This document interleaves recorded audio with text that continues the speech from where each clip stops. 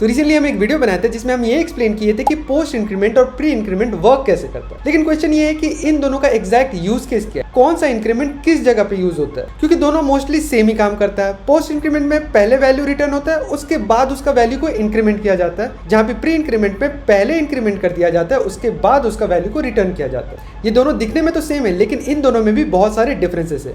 वो कैसे? जो पोस्ट इंक्रीमेंट होता है ना, उसमें हम लोगों का एक्स्ट्रा स्पेस लगता है। वो कैसे?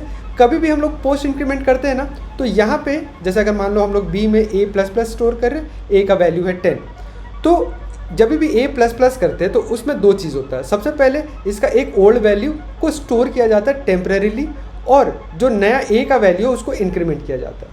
तो ये जो स्पेस है जहाँ पे ओल्ड वैल्यू को स्टोर किया जाता है वो है तुम्हारा एक्स्ट्रा स्पेस। लेकिन प्री इंक्रीमेंट में ऐसा कुछ नहीं होता। यहाँ पे क्या होता है, यहाँ पे डायरेक्टली तुम्हारा वैल्यू को इंक्रीज कर दिया जाता है और कोई भी पुराना वैल्यू को स्टोर नहीं किया जाता, जिसकी वजह से pre increment is more efficient. तो पोस्ट इंक्रीमेंट यूज कहाँ पे होता है? तो बेसिकली जब भी तुम्हें ओल्डर वैल्यूज की अगर जरूरत पड़ेगी ना अपने लॉजिक में, वहाँ पे हम लोग यूज करते हैं पोस्ट इंक्रीमेंट। तो मान लो तुम लोगों का एक दुकान है जहाँ पे तुम लोगों को करंट कॉस्ट के साथ साथ पुराने कॉस्ट का भी ध्यान रखना पड़ता है, तो वहाँ पे हम लोग यूज करते हैं पोस्ट इंक्रीमेंट।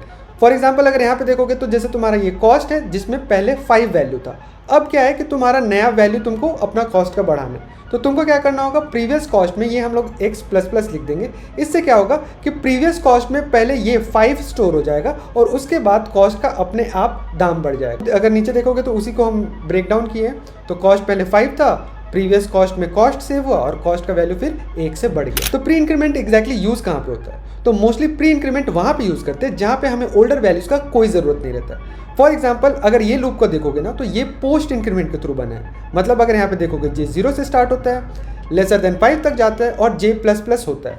यहाँ पे इशू ये है कि जे के पास हमेशा 2 वैल्यू रहता है, एक ओल्डर वैल्यू और एक न्यूअर वैल्यू। यहाँ पे हम लोगों का ओल्डर वैल्यू का कभी काम ही नहीं आता, इसीलिए इसको और एफिशिएंट बनाने के लिए हम लोग कुछ इस तरीके का लिखते हैं। तो यहाँ पे क्या होता है, आई 0 से जाता है 5 लेसर देन 5 तक, और प्लस प्लस आई यहाँ पे कभी भी ओल्डर वैल्यू स्टोर नहीं करता, इसीलिए ये लूप एफिशिएंट होता है। तो ये वीडियो सेव कर लेना, क्योंकि इस तरीके के कॉन्सेप्चुअल क्वेश्चन इंटरव्यूज में बहुत बार पूछे गए हैं, और अगर तुम लोग को कोई भी डाउट हो तो कमेंट में पूछ सकते हो। अदरवाइज हम लोग मिलते हैं नेक्स्ट वीडियो में।